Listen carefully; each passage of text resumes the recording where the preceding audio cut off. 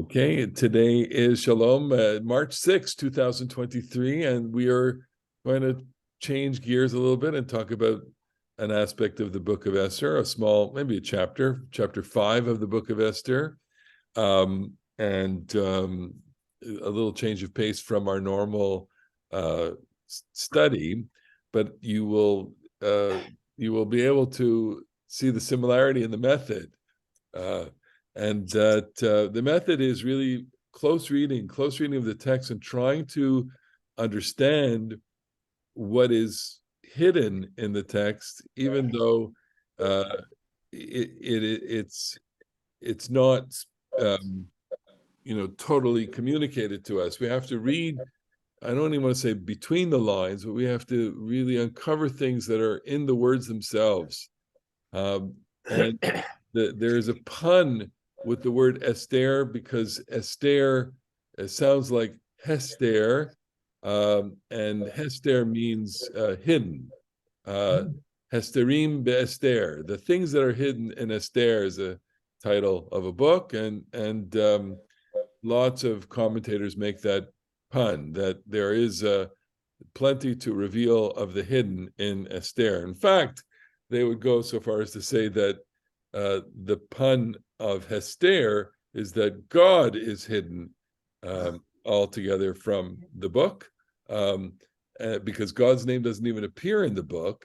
And so Esther becomes, and Bob, you might appreciate this, it is the ultimate in the mystical depiction of the hiddenness of God.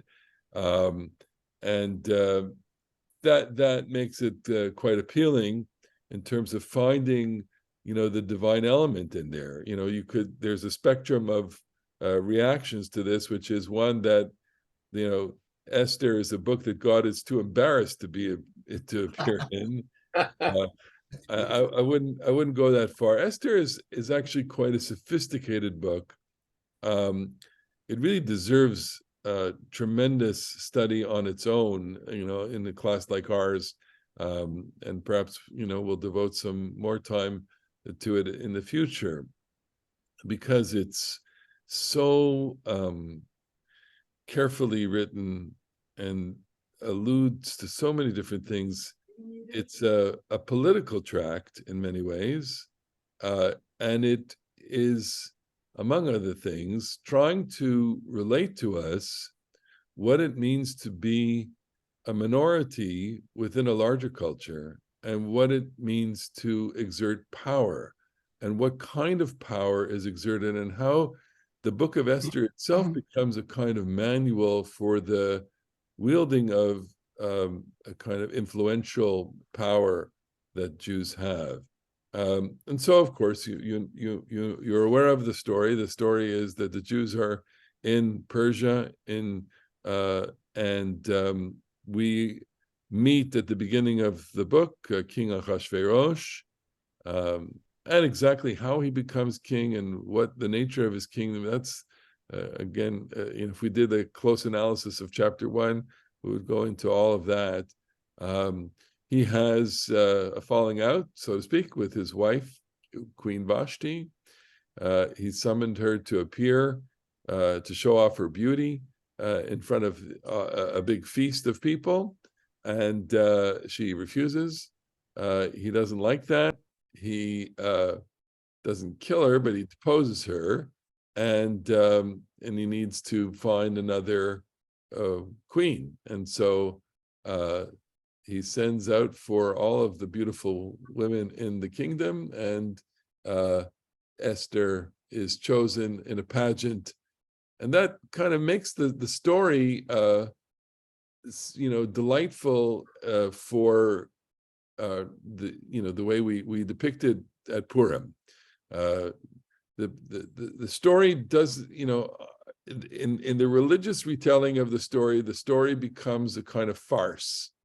But farce, as you know, has the truth in it, and the serious elements of it are not the farcical elements. Or the serious elements are that here we have, this relationship, and that this is Mordechai and Esther. Esther is Mordechai's niece. They are exiled Judeans, and he puts her into this situation, which is quite dangerous, actually. But he puts her into that situation because it's a chance that he thinks the Jewish people will have in order to exert a certain amount of influence, power.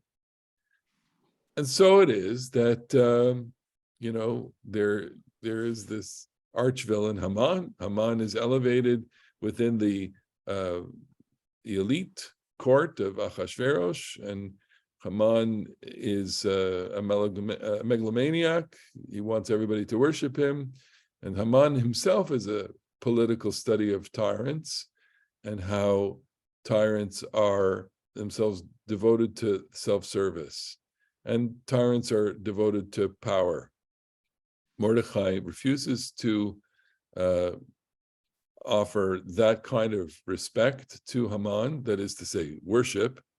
That provokes Haman's ire, and in classic proto-anti-Semitism, Haman not only wants to destroy Mordechai, but he wants to annihilate the people of Mordechai.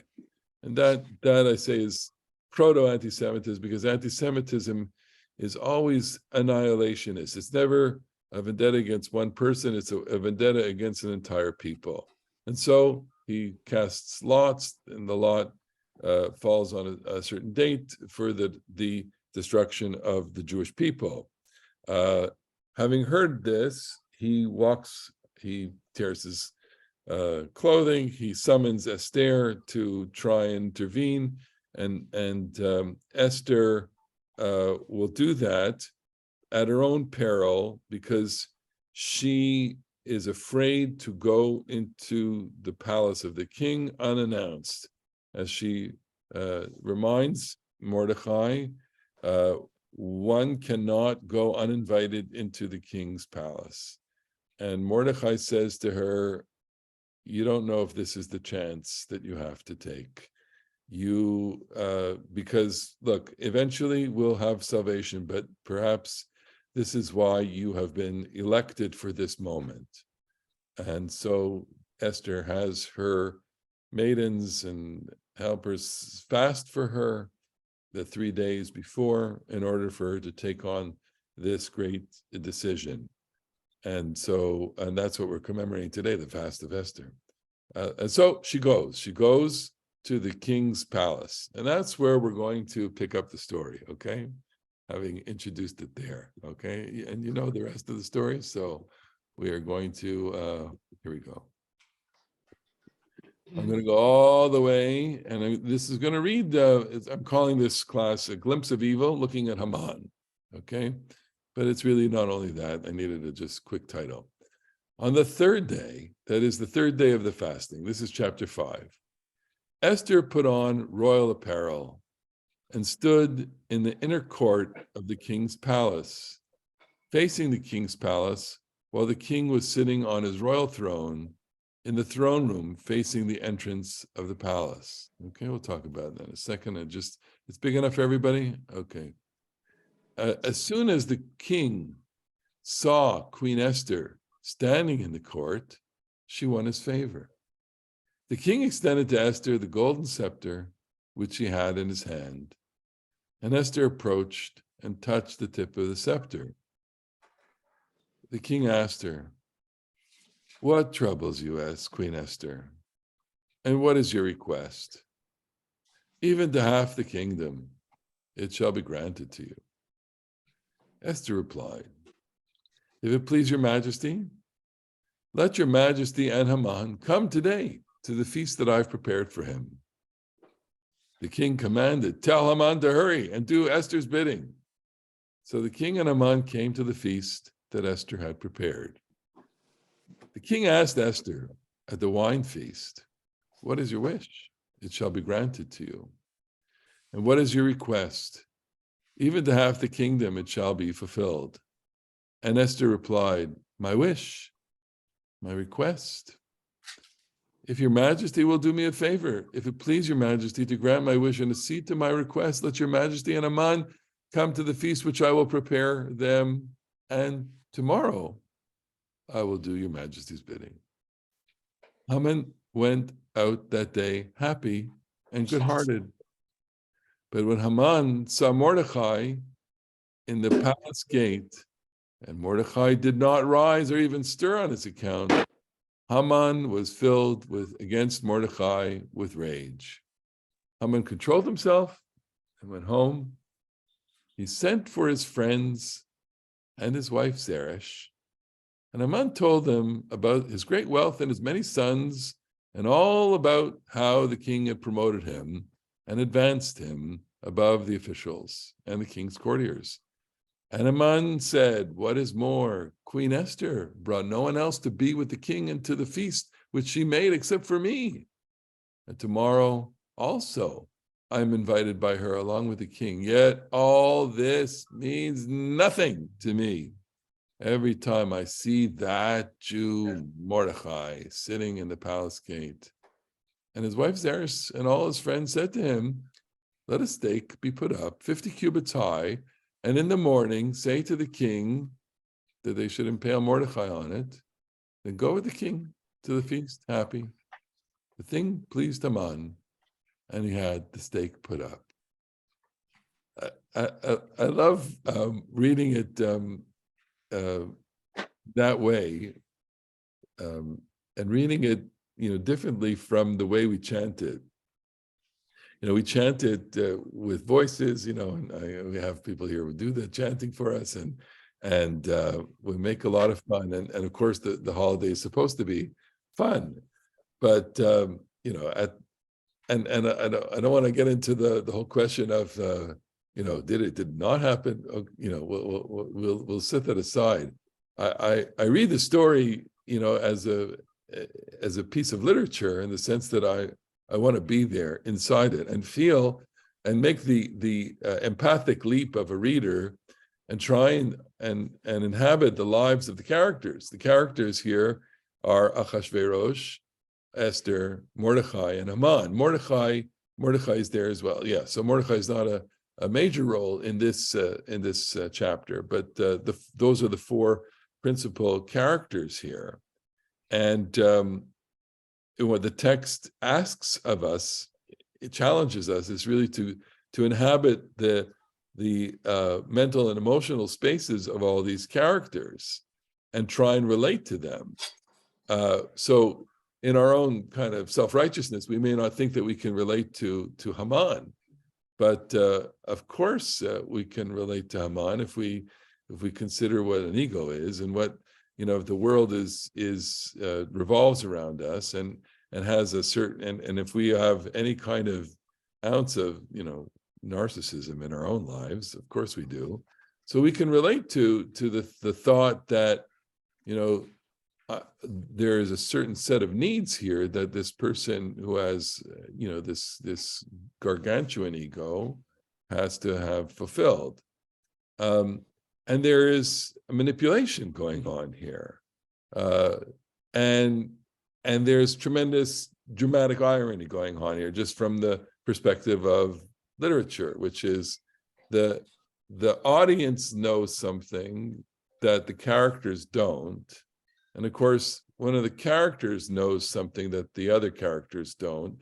And we who have read the story, repeatedly on an annual basis for years, we know things that everyone else doesn't know in the story, and so that creates a dramatic tension, which is what makes literature pleasing to us. It's the resolution of dramatic tension. There's joy in that. That's the stuff of art. All art is going to create layers and layers of tension that need to be resolved, and the degree to which the art resolves the tension is the degree to which it's satisfying to us. That's just a very, very basic human response to all art, to music, to literature, to drama, to dance, etc. So unless you have any comments on that, I'm going to just go into the deep analysis or just reactions to that scene. The scene again where Esther has not been summoned to Achashverosh. She fasts, and then on the third day she goes in. She asks them to come to a feast. They come to a feast, and then she asks them again to come to the next day's feast. Okay. Any questions? Any comments? Anything you want to say in reaction? Go ahead, Alana. Go ahead. I think that sorry, it's very diplomatic of Esther not to tell the king what she really wanted to tell him right away, but to invite him to a feast, to have him drinking and eating, and maybe put him in a better mood, and then she will ask her request. I think it's such a great observation, and it's part of my observation in a minute, but I want to jump to that right away because I find it's you're saying it's diplomatic, but I think it's I'm going to use the word again, manipulative. It's highly manipulative to do that, and it suggests in a way that that people may not necessarily be able to recognize at first glance a certain control. I'll give you an example. Okay, and I experienced this both on the receiving end and also on the giving end. Okay, I'll start on the receiving end. If I get a text from someone that says, I want to talk to you, okay? So I want to talk to you.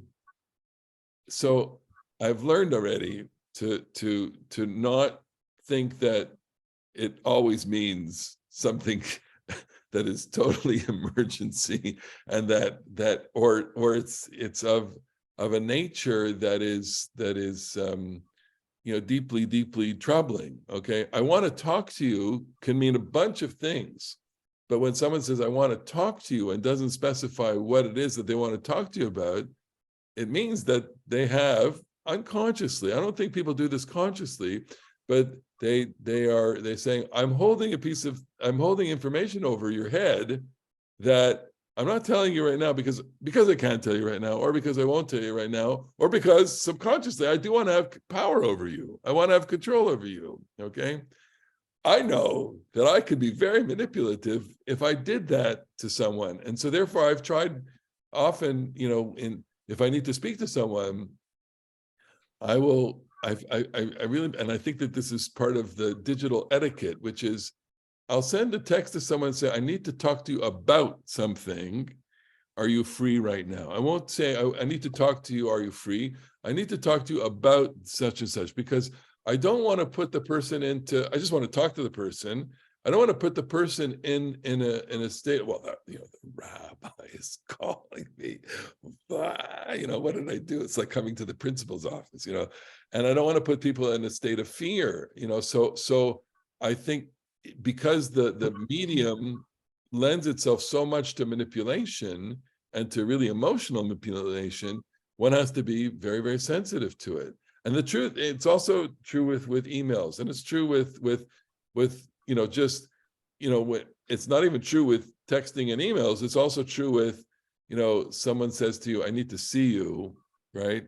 So, that's how we used to do it, by the way. We used to make appointments with people when we're in person. I need to come and see you, so usually in a face-to-face encounter, when I need to come and see you, that there is enough communication in the nonverbal realm to make it understood, right? If someone says, I need to see you, and they're kind of beginning, to well up with tears, it's pretty clear that it's an emotional moment. If someone says, I need to see you, you know that it's you don't have to worry about it. But Bob, go ahead. It's just a comment that if Esther and Mordecai and Haman and everyone had iPhones or Android phones or computers, how would they have set up this sort of get together in those times? And what about the ambiguity and uncertainty? I think that of course is the comic layer to this, and stories like that, stories like this do take place today, where where there are all sorts of misunderstandings and manipulations. Of course they do, and of course, messages. Part of the story earlier on, chapter 4, messages sent to Mordechai. Mordechai in the previous scene, I think, is once he learns of Haman's plans and that there's a law that will destroy the Jews, he tears his clothes and he goes about wailing in the community aloud. He screams, and Esther hears about this, so she sends a message to him. So imagine if he had an iPhone and she could text him and say, Mordechai, what are you doing? And he would have responded, the king. So the king has decreed that all the Jews are going to be killed. It changes the dramatic tension in the story, of course. Okay. So what this asks of us then is to leap into their world. So let's go into the text a little deeply. Okay. All right. So on the third day, Esther put on royal apparel. Okay, that's the text by Yom HaShishi. Right, I'm not going to go back to it. We have seen the role of apparel in the king's court. Okay, and here I just quote it. When Mordechai learned all that had happened, Mordechai tore his clothes and put on sackcloth and ashes. He went through the city crying out loudly and bitterly, until he came in front of the palace gate. For one could not enter the palace gate wearing sackcloth. Okay, so there is we're in a world where there's a certain set of rules and a certain set of customs and etiquette. And one of the rules is you can't go into the royal palace wearing torn clothing, wearing mourning clothing. I don't really know if, for example, if there's a dress code for the White House. I imagine that there is. I imagine you just can't go with a pair of cutoffs and a tank top into the White House. Although I imagine that whoever stands at the gate or the security, they whether or not they are empowered to deny entry. I have to tell you, I on my recent trip, I was thinking of going to visit the Knesset. That is, I was planning this well before the demonstration started. So once the demonstration started, it was kind of obvious that I wasn't going to be able to go. But if you go to the Knesset website, the Knesset says if you'd like to arrange a visit to the Knesset, understand the following rules. You have to make an appointment, and you have to go through security. And it says very clearly there, people cannot come in with torn jeans and cutoffs and halter tops and whatever. You can't wear clothing that is disrespectful. You need to wear. I don't think they'll go business attire, but as far as business attire, but you have to go to, because Israel, let's face it, there's, what's business attire? And in Israel, it's only very recently that there's something called the business attire, right? That it's, I think within the last 20 years that people started wearing suit, maybe 25 years. You can remember everybody going to the Knesset with open collars and short shirts. So they're asking the public to come respectfully, okay? The same is true for the kotel. You can't just walk up to the kotel in a pair of shorts, especially on the women's side. It used to be, and I think it still is, if they see you that way, they'll give you something, okay? It might in fact become a law that's a very, with severe punishment, like prison or fines. Okay, so the point of having an etiquette around public institutions, places of government, places of honor, that's not uncommon. That's probably true in almost in every place that is a respected place, a parliament, a government house, a White House, a palace. I imagine you can't go to Buckingham Palace in a pair of shorts and a tank top. Okay, so here Esther in that verse is going to wear clothes. Okay, she put on royal apparel. Okay, so she's getting ready. Okay, but you need to go back further for the idea of clothing. Why? Because back at the beginning of the story, Achashverosh asked that Vashti be brought to her. He wanted her to come before all of his officers and satraps of the 127 provinces of his kingdom at the end of that 180-day feast, to show, to display the peoples and officials her beauty, for she was a beautiful woman. There's just so much in that verse. Why does he want to show her off? What is he doing here? So an interesting interpretation that I recently came across was the fact that at the beginning of the story, Achashverosh is not introduced as Hamelech Achashverosh. He's introduced simply as Achashverosh. What entitles him to be the Melech is not his own pedigree, but Vashti's pedigree. Vashti is the queen of the kingdom. She is the descendant of the royal family. Okay, in Persia, the monarch had to be a male. She could not reign, so she had to marry someone. She married Achashverosh, and he became king on her account. 3 years into his reign, he wants to establish himself as and his own legitimacy. And so what he does is he creates this great convocation, a great feast, a feast in which he is basically buying up everybody.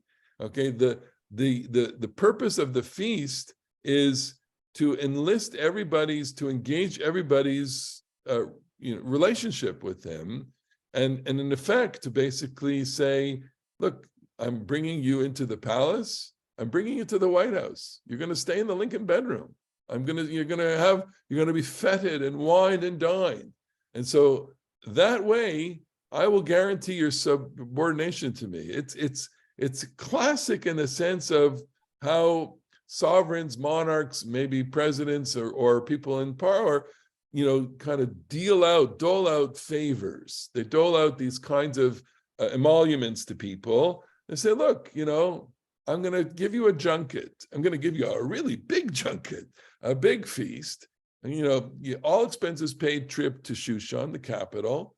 You're going to stay in the finest hotel. You're going to have what to eat and drink and make merry for a good long time. And in that way, I will solidify my kind of power over you, and you will be subordinate to me, and that deal will be made during this time. Okay. And as the capstone, the climactic moment of that kind of omnibus of activity is the parading of Vashti.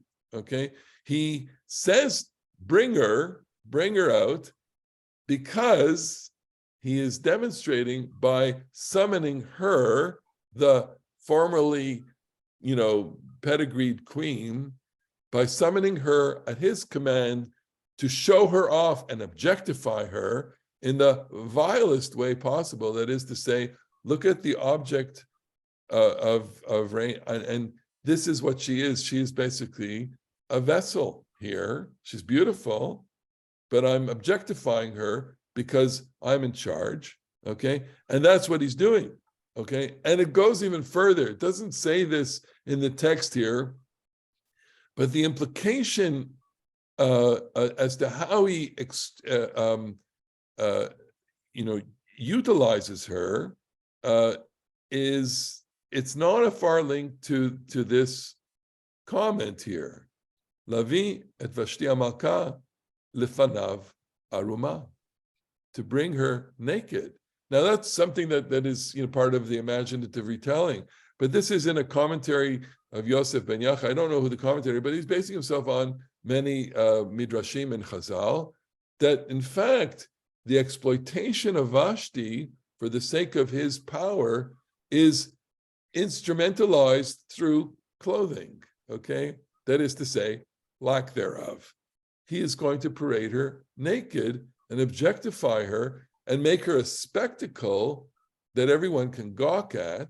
Okay, and the vilest form, and show in this way a kind of ruthlessness. That is to say, the ruthlessness of having power over people includes power over my own domicile and my own wife, who I'm going to objectify for everyone and show and present her in nakedness, okay?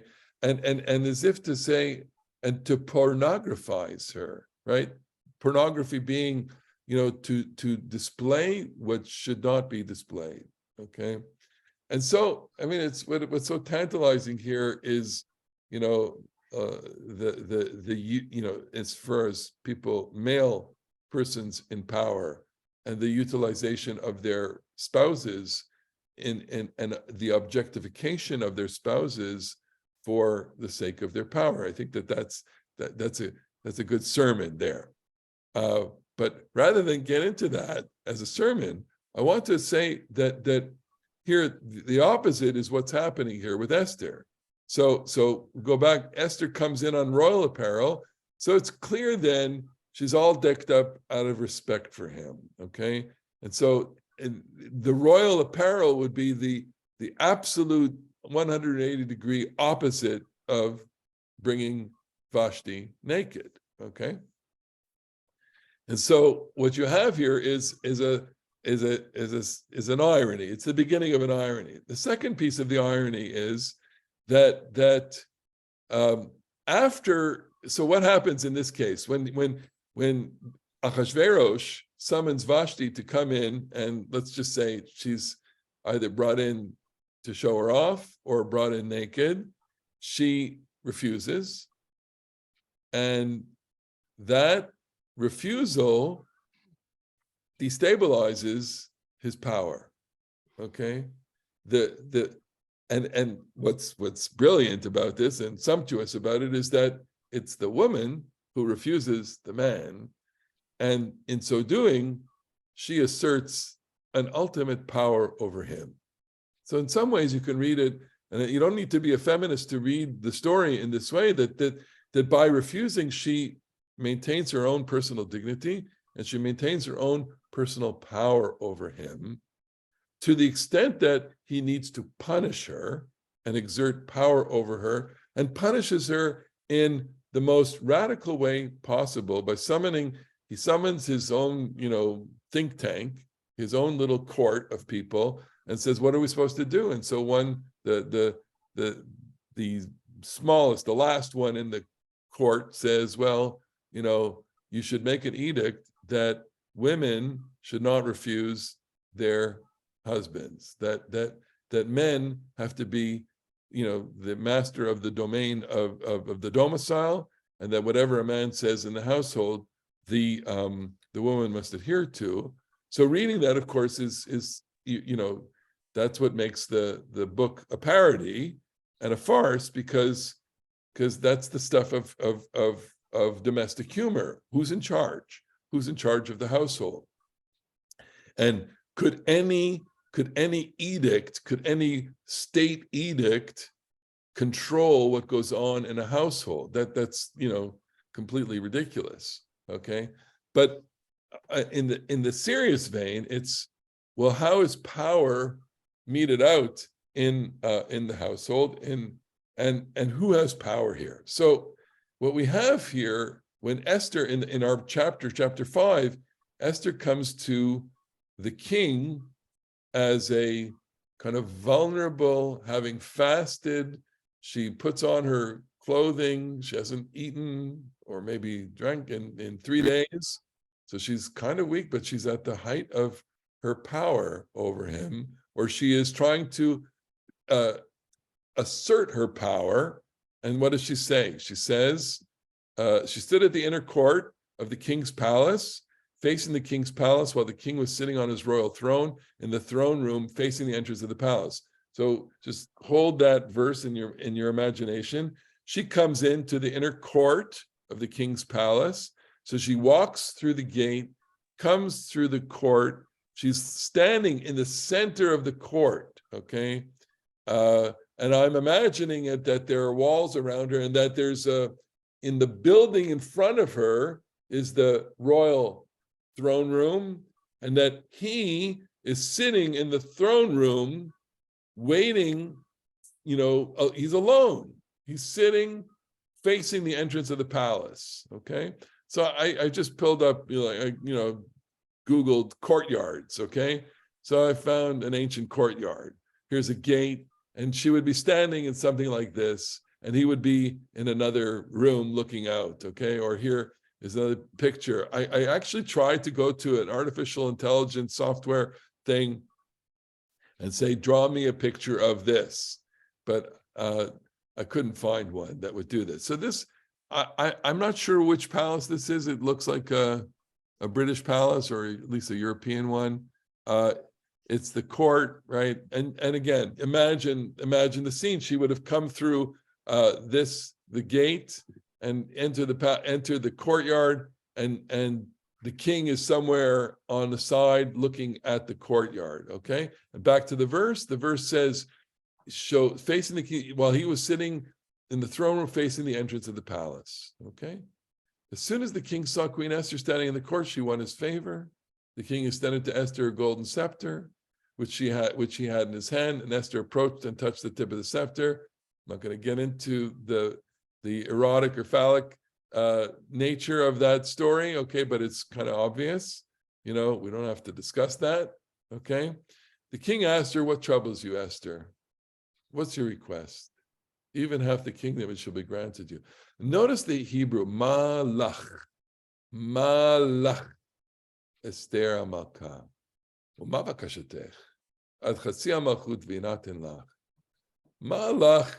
is an expression that, if for people who've kind of been through the Bible a little bit, you kind of have a memory of it. So I don't want to test anybody, but do you have any recollection of the expression malach? And I have it here. Okay, so we have Hagar and the angel. In the story of the banishment of Hagar, when Sarah kicks Hagar out the final time, the angel appears to Hagar and says, Malach Hagar. And there it's a kind of pun, because the word for angel is malach, and he says to her, malach, right? So I detect a little play on words there between malach and malach. But David and Bathsheba, he also says to her, and he's old when he says this to her, malach Bathsheba, malach Malka. He's at the end of his life. David HaMelech is a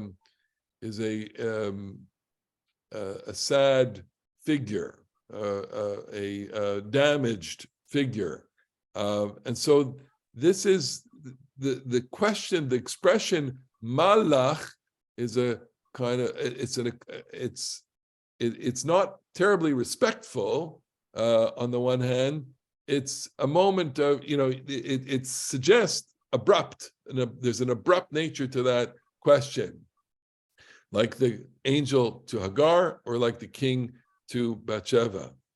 Okay, so the where it says ad chatzia malchut, that to my knowledge and my little research on this, and that only appears here in Esther. She says to him, "If it please your majesty, let your majesty and Haman come today for the feast I have prepared for him." So imagine that she's been fasting, but she's also been cooking up a storm, right? So she's got a pot of soups and delicacies, and somehow it's in her own personal palace. So they have to come to her palace, to her suite, in order to eat of this feast, okay? And it's today. I need you now. I need you now. There's urgency. Him and Haman, Hamelech ve'Haman, that your majesty and Haman, elamishte asher asiti lo, come for the feast that I've made for him.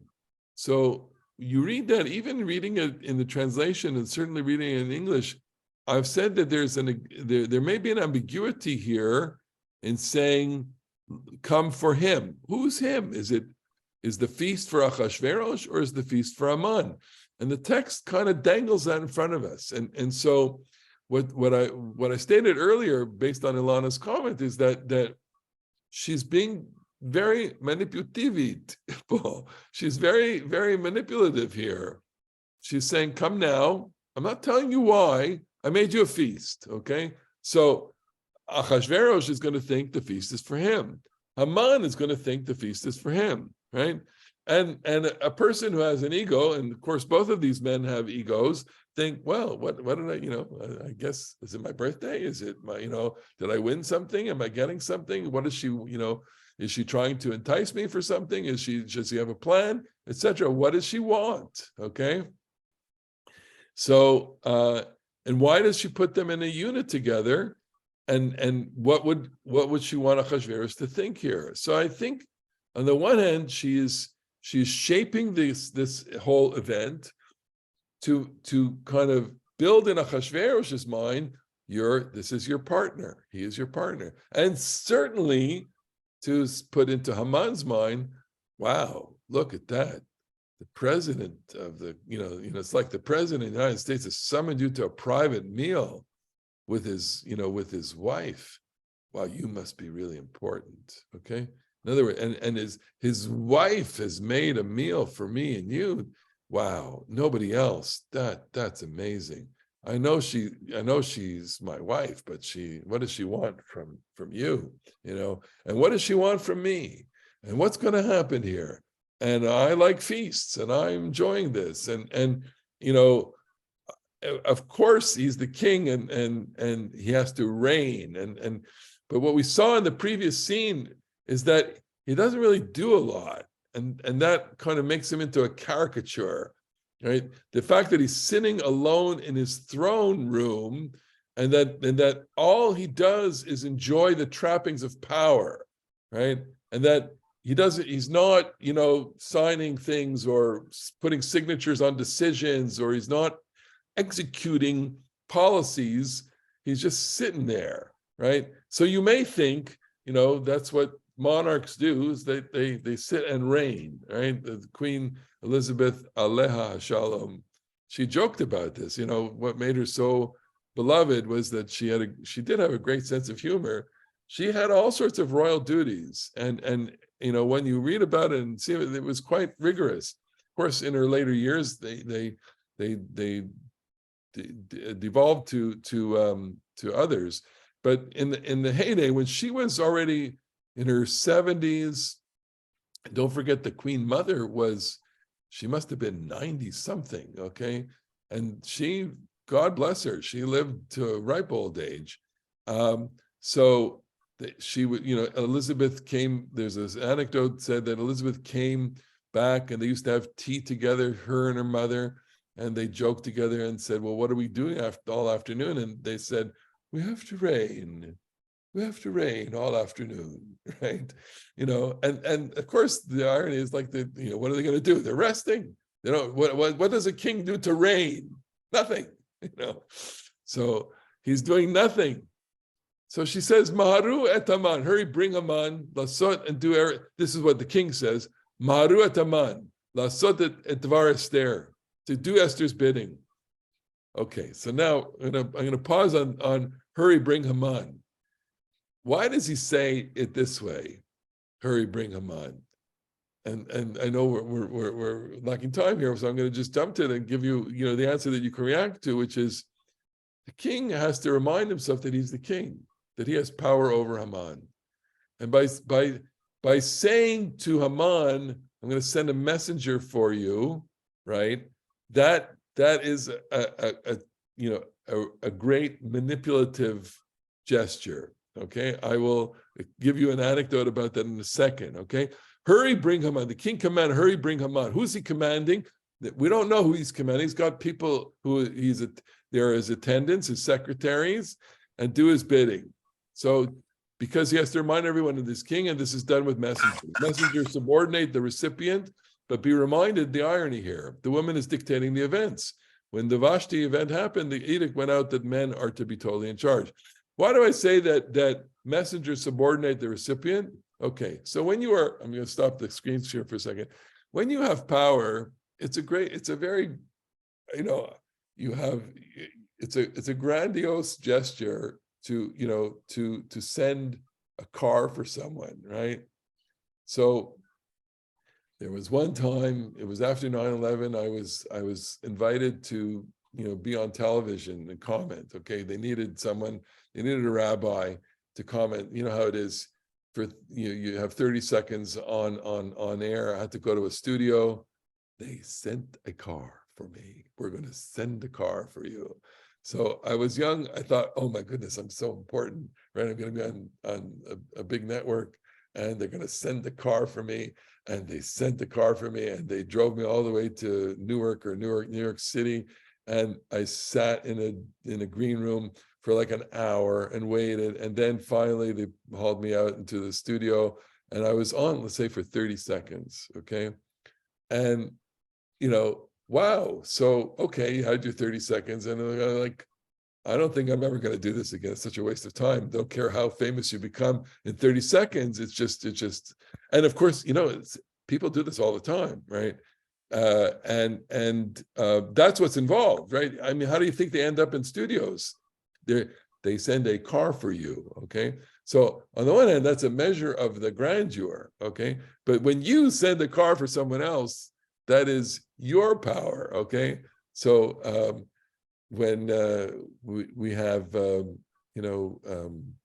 guests come for the speaking engagements, often we have to arrange transportation for them. So under unusual circumstances, sometimes we have to send a vehicle for someone. Wow, so that in that moment, I become a kind of powerful figure, right? And I'm able to send a car for someone. It's expensive, but it's part of our budgetary process, and it's the honor that we give to this thing, to the scholar. This enables us to do that, but it also subordinates the person to you in some way. So it's manipulative. And I'll give you another example of it. There used to be a colleague who I won't name, who every time he phoned me, he'd have his secretary dial up the number, and I would get the call, and it would be, so-and-so is calling. Could you hold, please, for so-and-so? And it made me so angry, because it's like, what, you can't pick up the phone yourself and dial the number? You have to get your secretary to call me? What's this kind of manipulation here? This is just ugliness, okay? This is just, this is the way you think it's done, that it's a way to put me in my place, okay? And I don't appreciate that. And so here's what you have here. We have a projection of power that by sending out a car, hurry, get Haman, hurry, send the coach and get him, is to kind of, like, whatever he's doing, rip him out of his office, rip him out of his home, and bring him down, haul him down to the queen's suite. And because she said, that's what we need, okay? All right, any comments on that? Any experiences with that? Anybody have the experience of being called up by secretaries and say, please hold for her? Okay, here we go. We go on. So the king asked Esther the why, what is your wish? And it shall be granted to you. And what is your request? And notice that the tone changes. And the left column is Malach Esther Malka, Mabakashtech. And then the second time, he's already got a few glasses of wine in him. Ma shelatech. What's your question? V'inaten lach. I'll give it to you. Ma bakashatech. Al chasiyamatu v'teas. It will be done. I'm going to move quickly here. Esther replied, my wish, your majesty. Do me the favor, please come and see to my request. Let your majesty and Haman come to the feast, which I will prepare for them tomorrow. I will do your majesty's bidding. What does she mean here? Again, the irony. In a world where men are supposed to control everything, she's in total control. Okay? We have the book having started out with men are in charge of their households, they're in the palm of her hand. Haman went out that day happy and good-hearted. But when Haman saw Mordechai in the palace gate, and Mordechai did not rise or even stir on his account, Haman was filled against Mordechai with rage. And this is the ultimate affront. The ultimate affront is that it's not only a minimal respect, but it's the v'lo kam v'lo za mimenu. Everybody was supposed to bow down to Haman, but he didn't even rise on his account. Okay, so in the symbolic language of that was demanded of people, the fact that Mordechai did not pay that obeisance to Haman elicits rage. Haman, chema. Chema in the Bible is the internal, uncontrollable rage that's inside. There's ketzef, vaiktzaf is like the foaming rage, which kind of subsides. But chema burns inside the heart, okay? Then we have to go to this. First, he comes home, samech v'tov lev, happy and good-hearted, because he was just at the queen's feast, okay? He went out that day. He went out of the queen's suite, samech v'tov lev.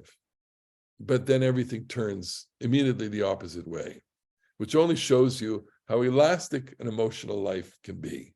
You go from the height of joy to the depths of rage. And I have a little comment here about this phrase, samech v'tov lev. We have this expression at King Solomon's dedication of the temple. On the 8th day of the assembly at the king's dedication, they sent the people away and they blessed the king. They went to their tents. They went happy and goodness of heart for all the things, the good things, ala tova, kol tova, asher asa Adonai leDavid avdo, for everything that God has done for David, his servant, and Israel, his people. And so you have this extraordinary scene, which we've looked at in the past, of the great convocation at the temple dedication, and the people are going home so contented. They're so happy. They bless the king. And the rabbis, I don't want to get too much of innuendo here, but the rabbis are very clever in the way that they interpret this. And because they identify the pilgrims to the dedication ceremony as male, they're saying that they're going back to their tents. The men go back to the tents of the convocation where the women were. And why are they going back? And why are they joyful?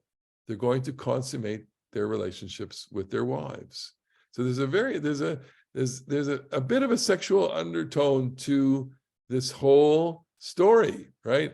What does he want? What does she want? The whole kind of sexualized nature of, her coming to the palace. It's pretty obvious what's going on. And the luring and maybe the seduction even that she's trying to do, but Haman is there. Why? And then he would leave the feast thinking, I just had a beautiful feast and it's still, afternoon and I got the rest of the day off. Where's my wife? Let's see what we can do.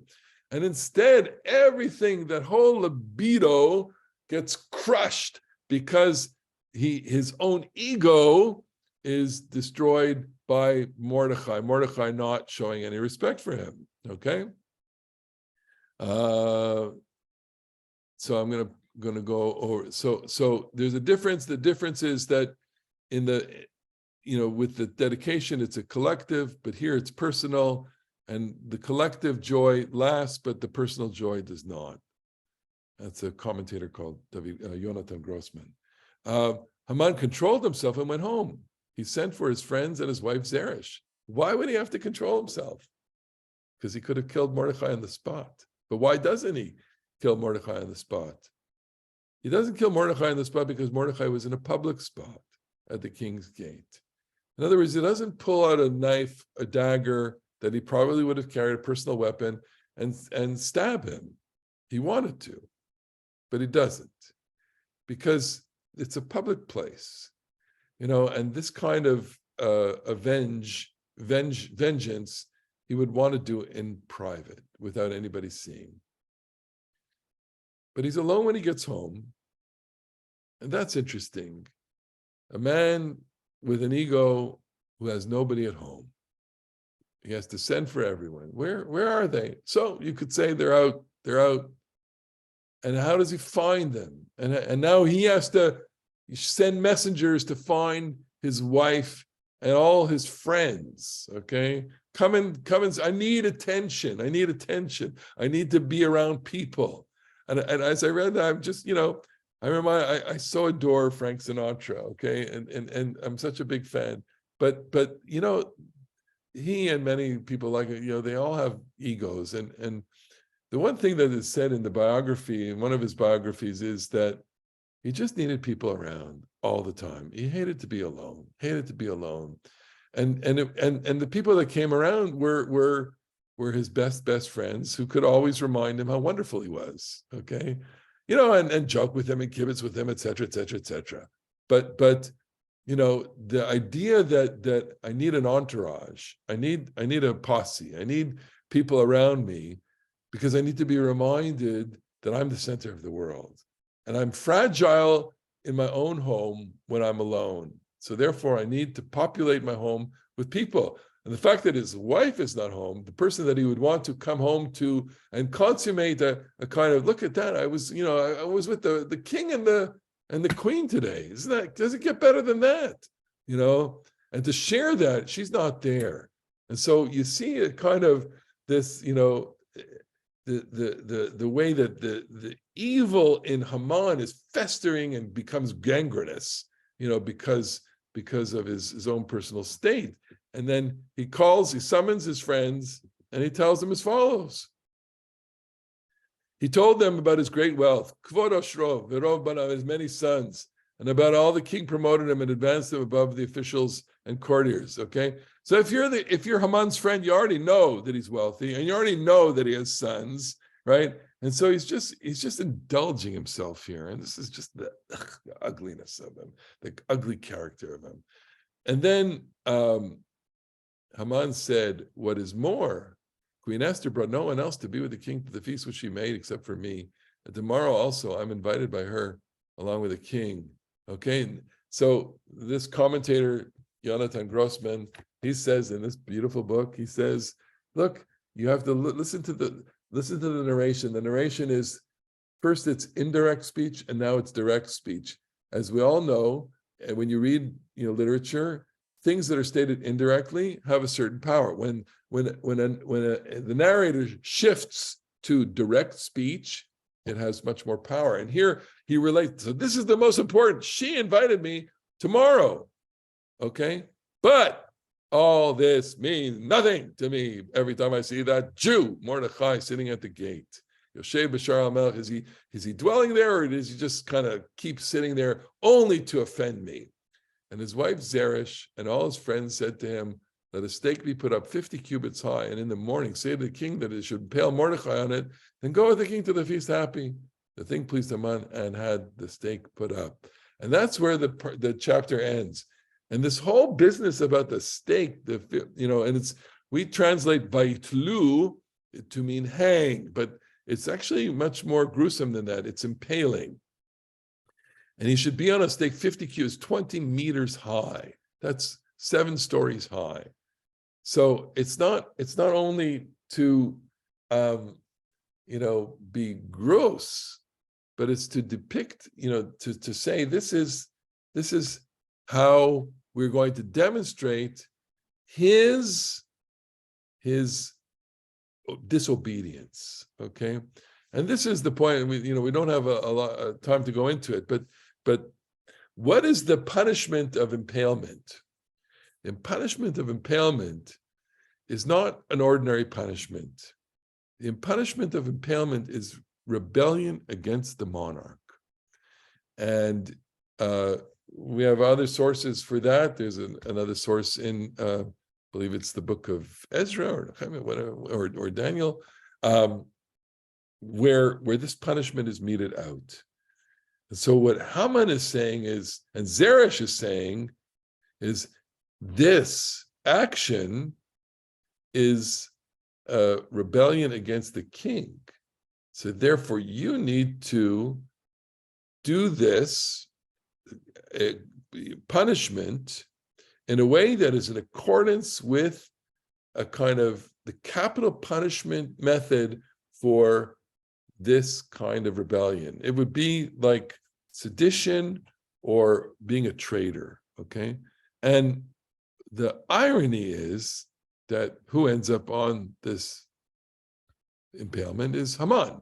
Haman does it, because when all of this, I'm not, doing the spoiler alert here, you know how the story ends, where Esther says, this is the man that wants to destroy my people, and he goes, he's crushed by that, he lays on her bed, and Achashverosh immediately identifies that as a rebellious act. And at the moment that he identifies this as an act of rebellion, he is given the advice from his eunuch, Harvona, that there is a tree or a piece, a pole 50 cubits high that was set up for impalement. And Achashverosh says, Pluhu alav, put him on that. Okay, because his punishment is for rebellion against me. So Haman's evil here is the evil of a person so consumed within his own grandeur that he wants to use the ultimate punishment to demonstrate his grandeur. And in the end, as we know, the ultimate punishment is used against him. And that's only one chapter in the book. Okay, comments, questions, anything? Yes, go ahead, Ruth. Well, the story's dramatic enough without the whole thing with Talui. This is chutzpahdik for me to say because my Hebrew teacher is sitting in this room. But Talui, I disagree with the impaling, because that's the same thing you do with laundry on a line or pictures on a wall. And even if it's just hanging and not impaling, I mean, it's still dramatic enough. There's still a lot of drama there, especially considering that the gallows or whatever is like 7 stories high and everything else around it. But I don't think there's any impaling going on. Well, so here, this puts us in a scholarly debate. The scholars of the Bible and translators, when I kind of delved into this question too, I was kind of stunned also, because I'm shaped by that understanding of litlot. Right. And it seems to me there's an obvious reason why litlot becomes hanging, something that you can do to an individual as a punishment, or something that you can do to your laundry, because impaling is just a lot grosser. And so therefore, we just don't want to have that image, okay? But you can see illustrations of the Megillah. I think they're more modern, but there may be some medieval ones. And impaling was a pretty common punishment. And let's just say it was not as hermetic as hanging, Bob. So a few comments from the mystical tradition, or at least inspired by it, if I may. On the one hand, can you, maybe going out on a limb, but can you connect this with Shabbat Zachor, in that we have elements of Amalek throughout the whole Megillah, whether it's the external Amalek, yep, or the internal Amalek, in terms of the lust, the anger, the rage, the hatred, and that all of the characters are basically wrestling with the external Amaleks and Haman, who's a descendant, as well as their own internal issues. So that's one thing I've seen some of the Hasidic rabbis talking about. Sure. And then let me make the other comment, which relates to the things about manipulation. And so some have written that the angel Gabriel, and in fact, the last person you mentioned who pointed out the stake, some have said it's a reincarnation of Eliyahu HaNavi in terms of wrecking. And so that who is pulling whose strings throughout all of this, how much is it Hester? How much is it other external forces? Right. So I'm curious on your take on these imaginative, if you will, discussions. I certainly appreciate that. In fact, this past Shabbat, I in speaking about recent events, and I talked about this in a different way. Amalek, an Israeli response to the events last week, and an American response. The Israeli was like, "There's a poison in the Torah," And the American was where there's a poison in us, there's an Amalek in us, okay? And you know, it's a very interesting dichotomy that certain texts of the Torah, unmediated and taught by unscrupulous and manipulative and charlatan people who don't know the way to teach and have a political agenda, you know, Torah can be quite poisonous. But the other writer said, look, Torah can, you know, it's the issue is that each one of us has an Amalek. Now, that's very hard for I think most of us to fathom, because Amalek is really the epitome of radical evil. And so we need to make that statement with a great deal of caution.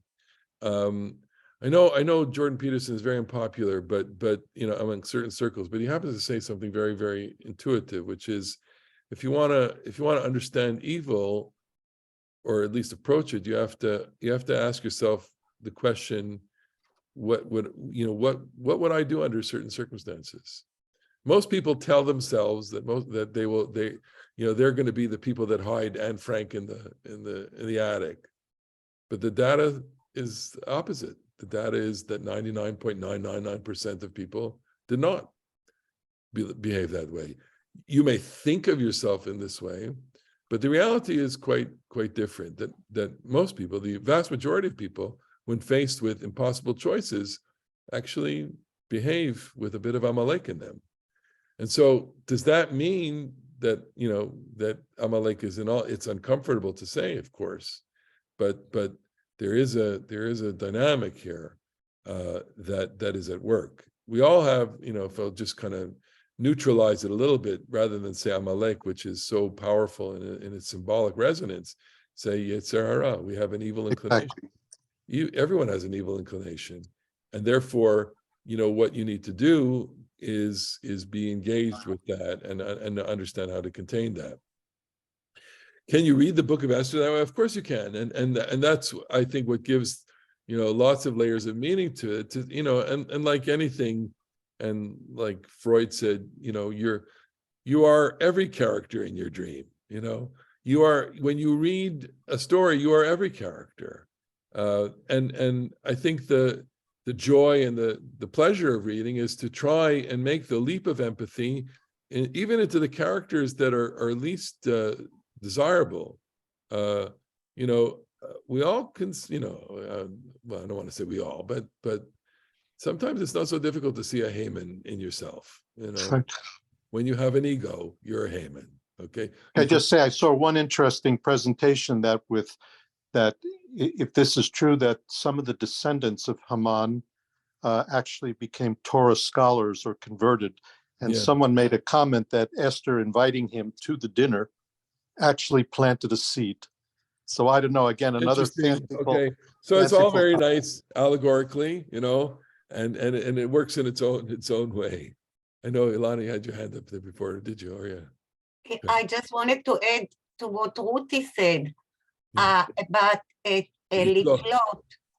So tlut, the noun, is dependency. So in situations, we always have to weigh the circumstances and then make a decision. So the book of Esther has a lot of situations that what did the king do about Vashti not coming? So he got a new queen. What to do about Mordechai not following Haman's?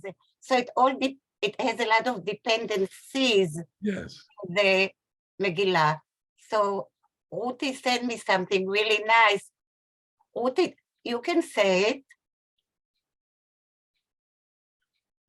And unmute.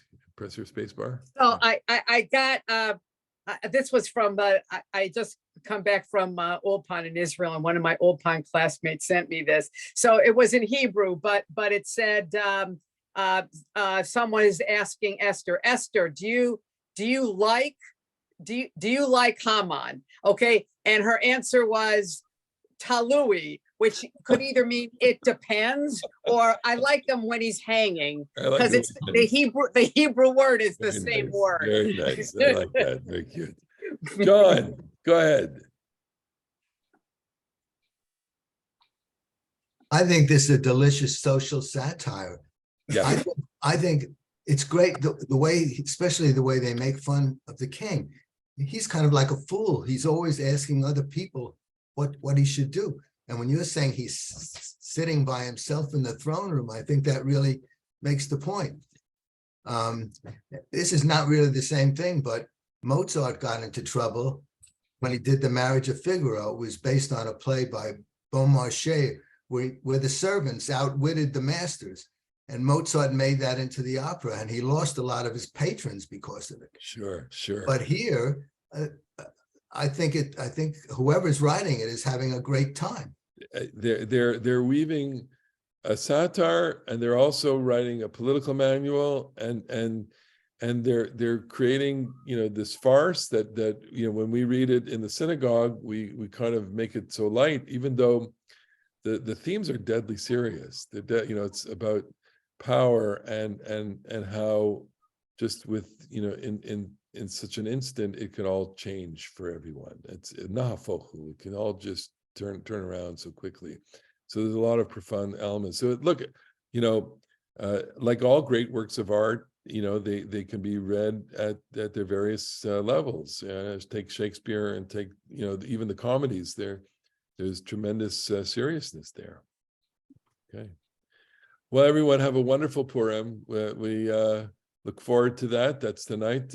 We have the magic at 5:30, 6:30 is the Megillah. And then tomorrow I'll be back Tuesday with our women's class. In the meantime, everyone, have a lovely day. Yahtzee Koach. Happy Happy Pesach. Purim. But do we